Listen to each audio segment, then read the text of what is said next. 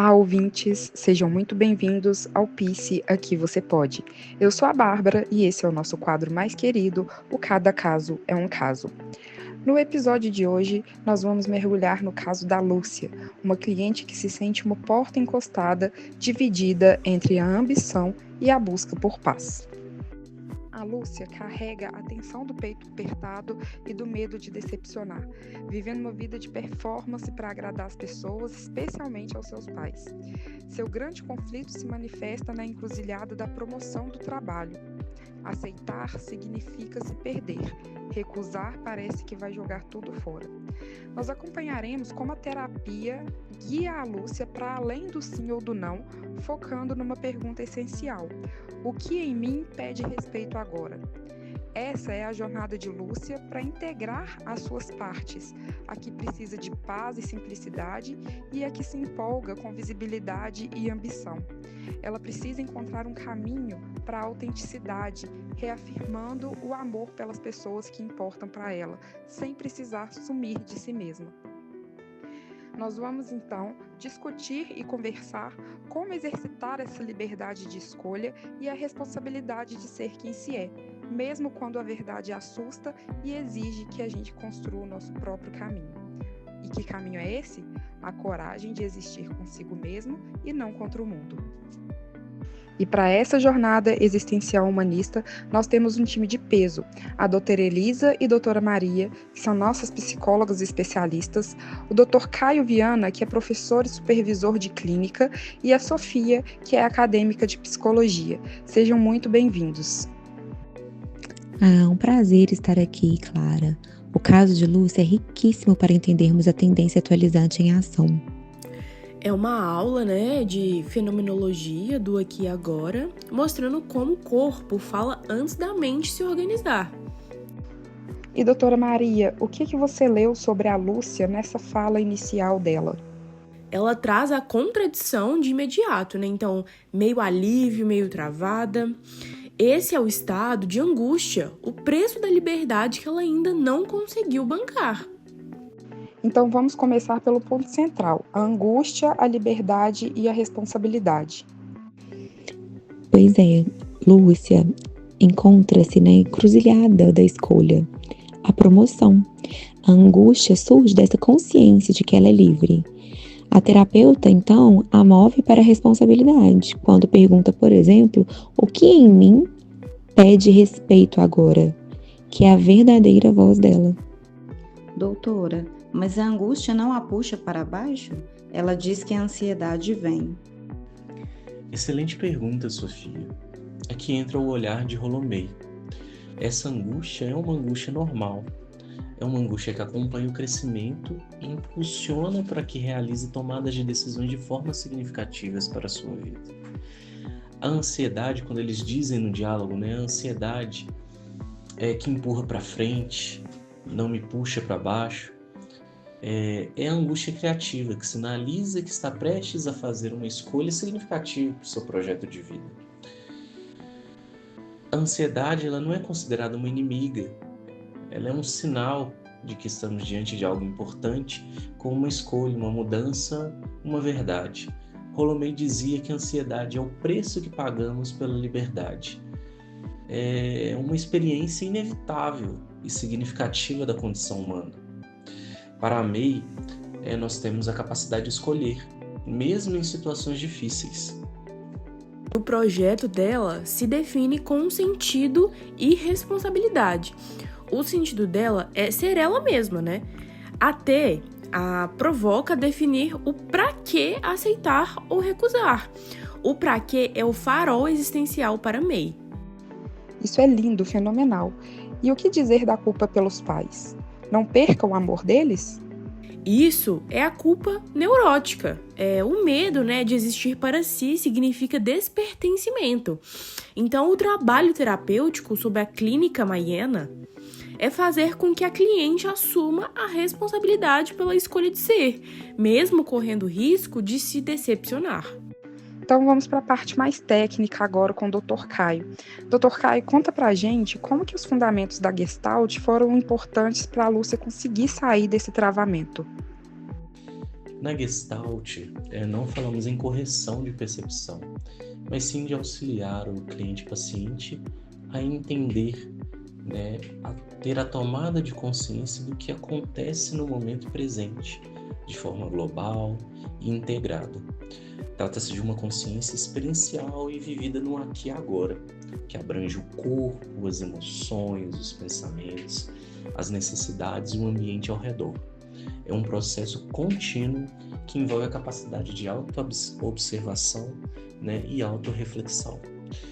Por exemplo, ao invés de discutir o porquê, ele perguntou onde e o que diria o aperto, né, sobre o aperto.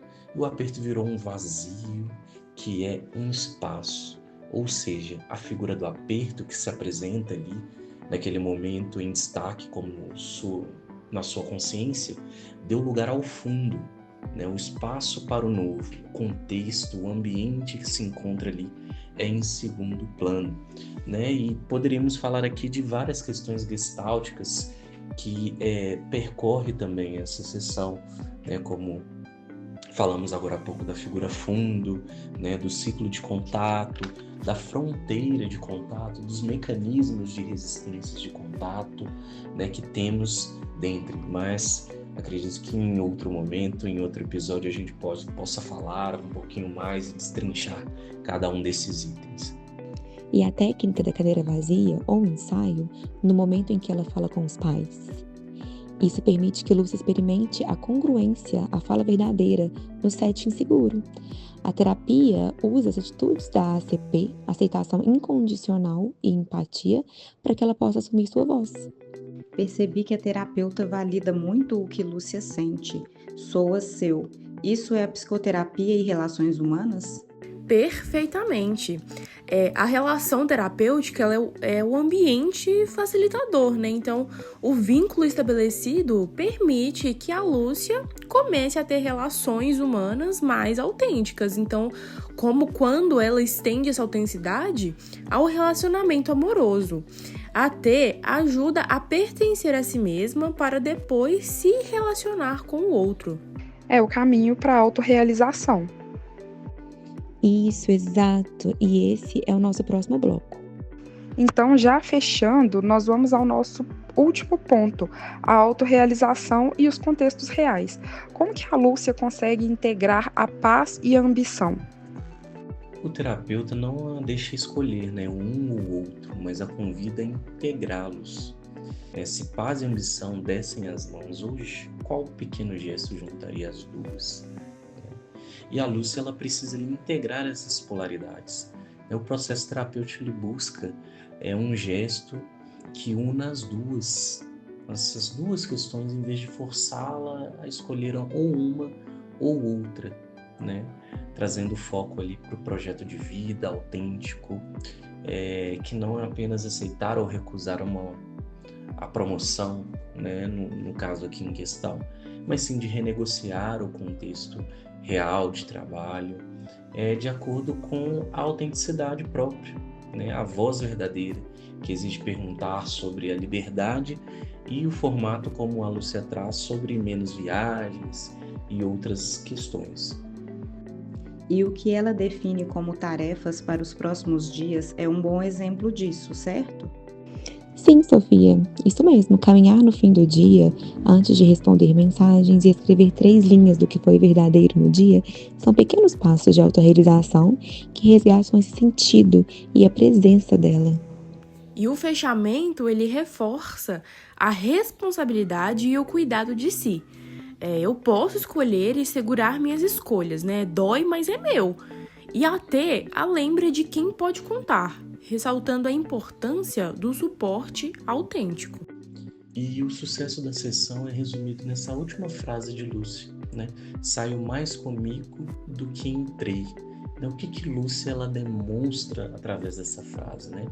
Demonstra sua tomada de consciência, demonstra o quanto dentro dessa própria sessão ela conseguiu sair dela, se conhecendo muito mais, sabendo aquilo que ela quer e tendo talvez mais coragem para exercer através das tarefas, dos pequenos passos que ela escolheu dar durante a semana, né? A terapia existencial humanista é, antes de tudo, esse encontro consigo mesmo, que possibilita, né, a liberdade, a geração de escolhas para o seu projeto existencial de vida. Gente, que episódio incrível! Eu agradeço muito à doutora Elisa e à doutora Maria, ao doutor Caio e à Sofia por nos ajudarem aí a entender melhor qual caminho que a Lúcia pode seguir para chegar à autenticidade. Queridos ouvintes, se o episódio de hoje te fez pensar sobre a sua porta encostada e o seu para quê, o trabalho da psicoterapia existencial humanista pode ser um bom caminho. Dr. Caio, qual é o recado final que você tem para quem está ouvindo a gente? Primeiramente, agradecer por vocês que estão nos ouvindo aí, ter ficado conosco até o fim do nosso podcast, né?